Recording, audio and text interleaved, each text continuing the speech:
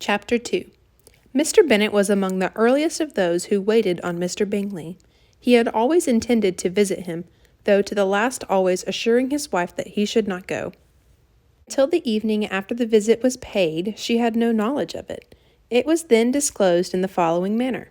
Observing his second daughter employed in trimming a hat, he suddenly addressed it with her. "I hope Mr. Bingley will like it, Lizzie."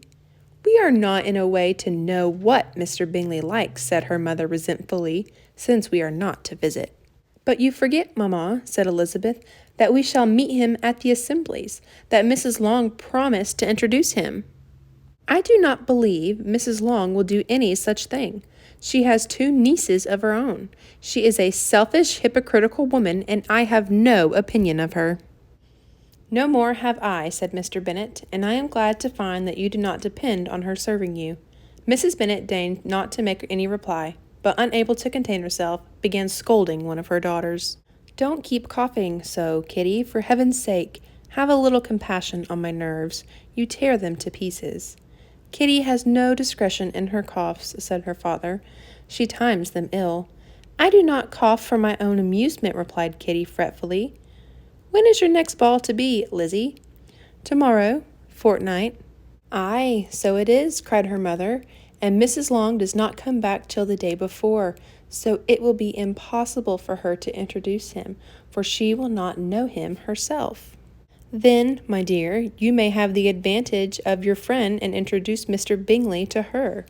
"Impossible, Mr. Bennet, impossible, when I am not acquainted with him myself. How can you be so teasing?" "I honor your circumspection. A fortnight's acquaintance is certainly very little. One cannot know what a man really is by the end of a fortnight.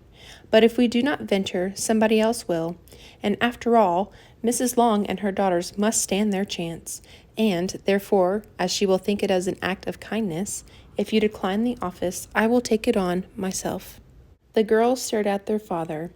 Mrs. Bennet said only, "Nonsense, nonsense." "What can be the meaning of that emphatic exclamation?" cried he. "Do you consider the forms of introduction and the stress that is laid on them as nonsense? I cannot quite agree with you 3. What say you, Mary? For you are a young lady of deep reflection. I know and read great books and make great extracts." Mary wished to say something sensible, but knew not how. "While Mary is adjusting her ideas," he continued, "let us return to Mr. Bingley." "I am sick of Mr. Bingley," cried his wife. "I am sorry to hear that, but why did you not tell me before? If I had known as much this morning, I certainly would not have called on him. It is very unlucky, but I have actually paid the visit. We cannot escape the acquaintance now."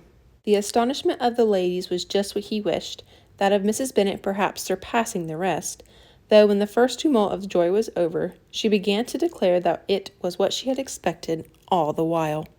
"How good it was in you, my dear Mr. Bennet! But I knew I should persuade you at last. I was sure you loved your girls too well to neglect such an acquaintance. Well, how pleased I am! And it is such a good joke, too, that you should have gone this morning and never said a word about it till now." "Now, Kitty, you may cough as much as you choose," said Mr. Bennet, and as he spoke, he left the room, fatigued with the raptures of his wife.